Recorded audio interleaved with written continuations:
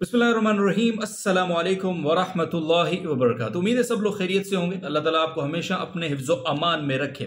बहुत सारे दोस्त जब से मुफ्ती तारिक मसूद साहब और हमारे इंजीनियर साहब का मसला हुआ है तो बहुत सारे दोस्त पर्सनल में कभी मुलाकात होती है तो फेस टू फेस ये सवाल करते हैं कि इंजीनियर साहब आजकल बिल से बाहर आए हुए हैं और वो बहुत सारे क्लेम कर रहे हैं ना, उनकी बहुत सारी वजाहतें आ रही हैं, बहुत सारी वीडियोस में वो बहुत सारे दावे कर रहे हैं। तो लोगों में तशवीश है कहीं ना कहीं कि क्या इंजीनियर साहब फेंक रहे हैं, यानी मार रहे हैं, या उनकी बात में कोई सदाकत या सच्चाई है। तो देखो, मैं आपको बताता हूँ कि बुनियादी तौर पर बात क्या है। इंजीनियर साहब ने एक जुमला मैंने उनका सुना, मैं उनको सुनने में इंटरेस्टेड नहीं हूँ बिकॉज के करने के और बहुत सारे अच्छे काम हैं, तो क्यों ना बंदा उस वक़्त में वो कर ले कि जिस वक़्त को आप इंजीनियर साहब को उनकी पखें सुनने में ज़ाया करें। तो एक आध चीज़ उनकी नज़र से गुजरी, तो एक दो चीज़ें तो उन पर मैं रिएक्ट कर देता हूँ। पहली चीज़ ये कि उन्होंने कहा कि मुफ्ती तारिक मसूद साहब ने एक वीडियो में कहा कि 22 घंटे का सफ़र कर कर आया हूँ मैं जेहलम कराची से, जबकि वो बाय एयर आए थे। तो बाय एयर तो 2 घंटे का सफ़र है।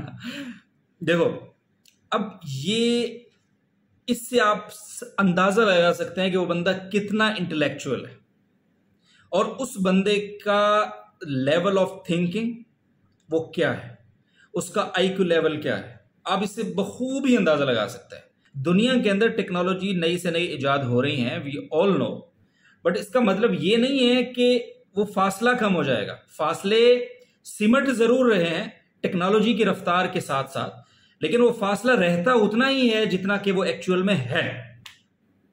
अब अगर कोई बंदा यहां से एक बुलेट ट्रेन में लाहौर का सफर करता है कराची से मिसाल के तौर पर, तो वो बंदा उस बुलेट ट्रेन में लाहौर तक पहुंचेगा तकरीबन कोई 4 से 5 घंटे में, और अगर वही बंदा तेजगाम में जाता है तो वो पहुंचेगा 18 से 20 घंटे में। सफर एक ही है, रफ्तार का फर्क है। तो अगर मिर्जा साहब, इंजीनियर अली मिर्जा साहब, आपके पास मुफ्ती तारिक मसूद साहब कराची से जेहलम आए हैं तो सफर 22 घंटे ही का है, ठीक है ना। वो जहाज पर उन्होंने पैसे खर्च किए हैं, तो वो सफर कुछ वक्त में 22 घंटे का सफर सिमट कर 2 घंटे में तय हो गया। अब आप इसको ये नहीं कह सकते कि वो 22 घंटे का सफर कर नहीं आए। ऑफ कोर्स वो 22 घंटे का सफर कर आए हैं, और अगर उनको जहाज की टिकट ना मिलती तो वो 22 घंटे ही उनको लगाने पड़ते आप तक पहुंचने के लिए और आने के लिए।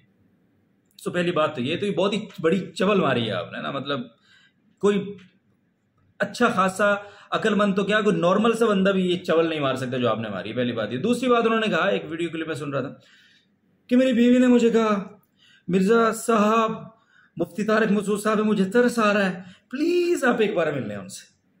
देखो क्या जबरदस्त बात की है ना आपने, यानी गोया आप मुफ्ती तारिक मसूद साहब को मुसलसल फॉलो तो कर रहे थे ना, आप ये देख रहे थे, और आज सिर्फ आप नहीं, आपके घर का हर फर्द देख रहा था कि मुफ्ती तारिक मसूद साहब इस वक्त जेहलम के किस पॉइंट पे खड़े, ठीक है। तो यार प्लीज एक बार मिल लेते। ये जो वीडियोस अभी आप आकर बना रहे हो, वजाहतें दे रहे हो, जब मुफ्ती तारिक मसूद साहब जेहलम आए थे आप उसी वक्त उठते, अपने स्टूडियो में आते, बैठ के एक वीडियो क्लिप जारी करते और बोलते कि भाई मैंने बात करने के लिए बुलाया है, लड़ाई झगड़े के लिए नहीं बुलाया।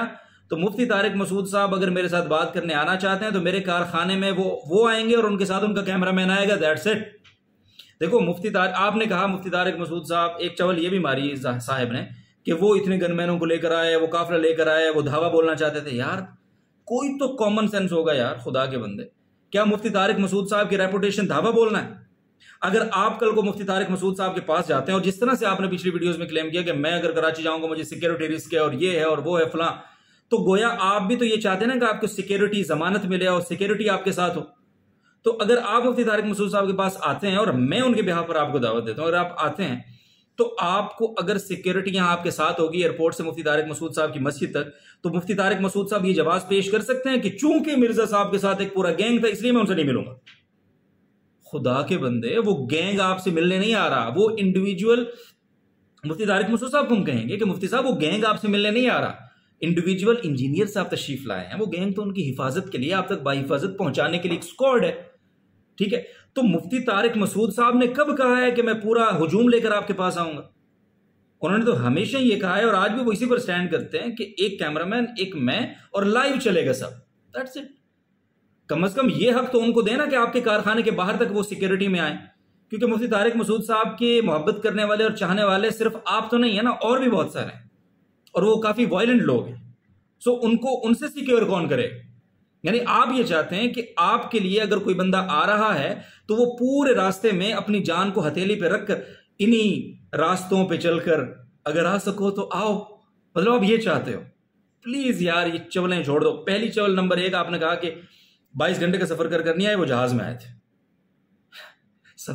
सफर होता है, वो 22 घंटे ही का रहता है, जहाज में हो या फिर ट्रेन में हो, सिमट जरूर जाता है वो पैसे जरा ज्यादा देने से। जिस तरह ज्यादा पैसे खर्च करने से टेक्नोलॉजी आपको फास्ट मिल जाती है, जिससे ज्यादा पैसे खर्च करने से आप मेहरान से मर्सिडीज में आ जाते हैं, तो यही सेम सिचुएशन इधर भी है कि आप थोड़े पैसे खर्च करेंगे बस में जाएंगे, उससे ज्यादा पैसे खर्च करेंगे थोड़े ट्रेन में चले जाएंगे, उससे ज्यादा पैसे खर्च करेंगे जहाज में चले जाएंगे। सफर तो उतना ही रहेगा ना मियाँ, ठीक है ना। वो टेक्नोलॉजी की रफ्तार से बस वो सिमट जाएगा, थोड़ा सा थोड़े वक्त में ज्यादा जल्दी तय हो जाएगा, बस इतना सा। दूसरी चवल आपने मारी कि जी मेरी बीवी मुझे कह रही थी एक बार मिल लो उनसे, प्लीज एक बार मिल लो, ठीक है। और फिर आपने साथ ही ये चवल मारी कि मेरे पास जो है, मैं मुफ्ती तारिक, मुझे पता ही नहीं था, इतला करके आनी चाहिए थी उनको, मुझे तो पता ही नहीं मुफ्ती तारिक मसूद साहब कब आए जेहलम, मुझे तो बाद में पता चला जब वो चले गए थे यहां से। तो जब आपको बाद में पता चला तो आपकी वाइफ ने आपको ये कैसे कहा कि एक बार मिल लो ना? ये कैसे कहा? या तो आप तब झूठे थे या आप अब झूठे हैं और आप हमेशा से ही सॉरी। अच्छा, फिर तीसरी बात ये कि जो चवल नंबर सबसे बड़ी कि वो धावा बोलने आए थे, क्या मुफ्ती तारिक मसूद साहब की कोई एक मिसाल आप मुझे दे दें, कोई दे दे। 1000 इख्तलाफात हम किसी से कर सकते हैं, लेकिन क्या मुफ्ती तारिक मसूद साहब की पहचान ये है कि वो कोई गुंडागर्दी करते हैं, या वो खुदा न खास्ता कोई असले के जोर पर आपको मनवाने आए थे कि रुजू करो? खुदा का खौफ करें थोड़ा सा। तो मैं अपने तमाम साथियों को जो मुझसे ये सवाल अक्सर पूछते रहे, मैं उनको बड़ा क्लियर ये बता रहा हूँ कि मुफ्ती तारिक मसूद साहब हमारे उस्ताद हैं, बहुत अच्छा ताल्लुक और एक दोस्ताना ताल्लुक और रिश्ता है उनसे, बड़ा प्यार का, बड़ी मोहब्बत का। और वो जितनी हम्बल पर्सनैलिटी और जितनी हम्बल शख्सियत हैं, उनके मुतालिक इस तरह की बातें करना कि वो ये बहुत ही गलत बात है। एक बंदा चल कर कराची से आपके घर आया और वो वहाँ 2 दिन तक मौजूद रहा, बल्कि शायद उससे भी ज़्यादा, और वो आपको बुलाता रहा, बावजूद इसके आप अपने घर में, यानी वो आपकी, वो कहते हैं ना अपने घर में तो बिल्ली भी शेर होती है, चलो मैं ज़्यादा गंदी मिसाल नहीं देता, तो यार कम से कम आप अपने घर में तो शेर बन जाते यार, आप तो वो भी नहीं बन सके, तो बाहर जाकर आप क्या करेंगे? आप बढ़ गए मारो। लेकिन मिर्ज़ा साहब के जो फॉलोअर्स हैं, आपके मिर्ज़ा साहब, इंजीनियर साहब, वो आपको जान चुके हैं, वो आपकी असलियत जान चुके हैं। वो जब बड़े बड़े चैलेंजेस वहाँ पे करते थे ना, मेरी करामत होगी कि अगर वो यहाँ आ गए, आपकी वो करामत तो साबित हुई, लेकिन साहिब करामत गायब हो गए, ठीक है। अच्छा, यहाँ पे एक और बड़ी इंपॉर्टेंट बात है जो मैं अपने साथियों से कहना चाहता हूँ, जो इस मौके के ऊपर एक फिजा जिन्होंने बनाई हुई है कि फाते जेहलम मुफ्ती तारिक मसूद साहब और वो मफ्तू और वो फाते, प्लीज़ देखें, ये कोई फाते मफ्तू का मसला नहीं, प्लीज़ इसको समझने की कोशिश करें, इस हाइप को थोड़ा कम करें। मैं हाथ जोड़ता हूँ आप सबके सामने। देखिए, हमें इस सोसाइटी के अंदर टॉलरेंस को, बर्दाश्त को प्रमोट करना है। मुफ्ती तारिक मसूद साहब का या उनके इदारे का या उनके मुतल्लिकीन का या उनके पूरे सर्कल का मिजाज नहीं है मुनाजरा, ना चाहते हैं ना आइंदा करेंगे। आगे बढ़ना है हमको, इत्तेफाकात पे, मुत्तफिकात पे आगे बढ़ना है।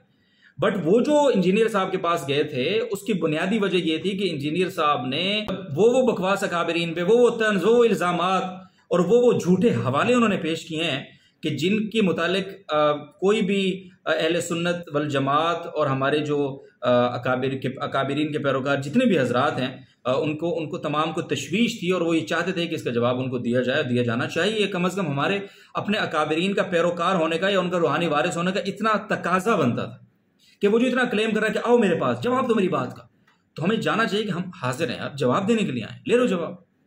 लेकिन आप सब ने देख लिया कि वो तब खोखली बातें करता था, वो 4 मर्जी के लोगों को सामने बिठा के सवाल जनरेट करता है और एक ओपिनियन क्रिएट करने की कोशिश करता है। उसकी हर बात वायलेंस पर मबनी होती है, उसकी हर बात में एक इंतशार होता है, इफ्तिराक होता है, हर बात के अंदर एक फिरका वारियत होती है, बड़ी वाज़ेह। तो इस मौके के ऊपर मैं आपसे कहता हूं कि प्लीज ये मुवाजना ही छोड़ दें कि मुफ्ती तारिक मसूद साहब और इंजीनियर और फाते वो और मफतू ये, प्लीज मुफ्ती तारिक मसूद साहब बहुत संजीदा आदमी है और वो हमेशा फाते रहेंगे, और लेकिन उनके फाते होने के लिए इंजीनियर का मुफ्तू होना शर्त नहीं है। तो इस फिज़ा को ज़रा डाउन करें और आगे बढ़ें मुस्बत अंदाज में, और इंजीनियर साहब के फॉलोअर्स उनको फॉलो करें, मुफ्ती साहब के फॉलोअर्स उनको फॉलो करें। इसी तरह से हम आगे बढ़ेंगे तो इंशाल्लाह चीज़ें बेहतरी की तरफ जाएंगी। और मुत्तफ़िकात पे अगेन हमें आगे बढ़ना चाहिए, बट इंजीनियर साहब का मिजाज ये है कि वो उनको हमेशा कोई नया शोशा चाहिए होता है, बिकॉज के उनकी कोई बुनियाद नहीं है ना, उनकी बुनियाद सिर्फ और सिर्फ तनकीद है। हमारे पास तो करने के और बहुत सारे काम है ना, मुस्बत काम बहुत सारे हैं, तो उनका तो काम ही नेगेटिविटी है। तो उनको एक अच्छा जवाब मिल गया मुफ्ती तारिक मसूद साहब के वहाँ जाने से, और उनकी करामत वरामत सारी जो है ना वो उसकी हवा और फूक निकल गई है। अब वो चवलें मार रहे हैं, तो उनकी चवलों पे ध्यान न दें, चावलों पे ध्यान दें। अगर आप चावलों पे ध्यान देंगे तो चावल छूट जाएंगे आपसे। हाँ, उनकी चावलों से चावल बहुत अच्छे हैं। So thank you very much, और बी पॉजिटिव, ब्लड वाला नहीं, मतलब बी पॉजिटिव, कि प्लीज़ पॉजिटिव रहो यार जी। थैंक यू वेरी मच, और मुलाकात होती है।